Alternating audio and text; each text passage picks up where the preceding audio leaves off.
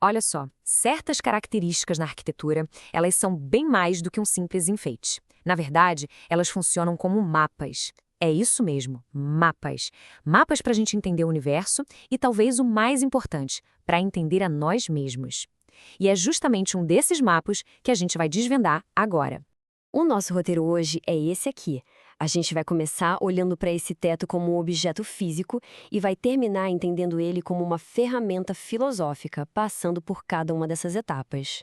Então, vamos lá. Para começar essa exploração, a gente precisa primeiro quebrar aquela ideia de que estamos falando só de um teto decorado. É muito mais do que isso. Essa é a pergunta que muda tudo, né? É um convite para a gente olhar para cima e começar a pensar que talvez a abóbada celeste tenha um propósito bem mais profundo. A definição já diz tudo. Não estamos falando de gesso e tinta. Estamos falando de uma fronteira simbólica. Uma que separa o chão, o mundo material em que a gente pisa, do céu, o plano das grandes ideias, do espírito. Muito bem. Agora que a gente entendeu a ideia geral, vamos mergulhar na primeira camada de significado. O que cada um daqueles elementos pintados na abóbada quer dizer. A cor, para começar, não foi escolhida por acaso. O azul celeste não está ali só para imitar o céu. Ele representa a imensidão das ideias, o próprio infinito. É como se fosse um convite para expandir o pensamento, em vez de um teto que simplesmente limita a visão. E aqui a gente encontra uma dualidade fundamental. De um lado, o sol. Ele é a busca pela verdade, com clareza, com lógica, à luz do dia. Do outro, a lua. Ela está ali para nos lembrar que, olha, nem tudo é racional. Existem mistérios, existe um mundo interior que só o silêncio e a reflexão conseguem acessar. É o equilíbrio perfeito entre razão e intuição. E as estrelas? Elas não estão lá de forma aleatória. Cada constelação é como um ponto de referência, um guia para esse navegante maçom. Cada uma delas ensina algo, a importância da união, da renovação, da luta interna para se tornar melhor e, claro, a necessidade de ter um ponto de referência que nunca muda. E falando em ponto de referência, a estrela polar é crucial. No mundo onde tudo parece girar e mudar o tempo todo, ela é o ponto fixo. Ela é a âncora moral. É o símbolo de que, não importa o caos lá fora, certos princípios como honra e justiça, esses devem ser inabaláveis. Ok, vamos avançar para uma camada ainda mais profunda. Como é que esse mapa de estrelas se conecta com grandes ideias filosóficas que dá para aplicar na vida de qualquer um? Essa frase é a chave de tudo.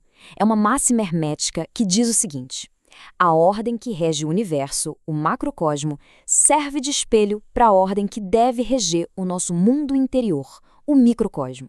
E como é que isso funciona na prática? Primeiro, o universalismo. O céu não tem fronteiras, ele é de todos. Segundo, a liberdade de pensamento. O céu é infinito, um convite para deixar a consciência voar. E terceiro, a busca pela harmonia interna, tentando espelhar a ordem perfeita do cosmos. Agora a gente traz tudo isso para dentro. Como esse mapa, essas ideias abstratas se transformam numa bússola moral para a gente navegar o nosso próprio ser? Olhar para a abóbada é um exercício para cultivar virtudes. A humildade, que esmaga o nosso ego. A aspiração, que nos lembra de não viver olhando só para o chão, só para o material. E a tolerância, que vem quando a gente percebe que, no fim das contas, estamos todos sob o mesmo céu imenso.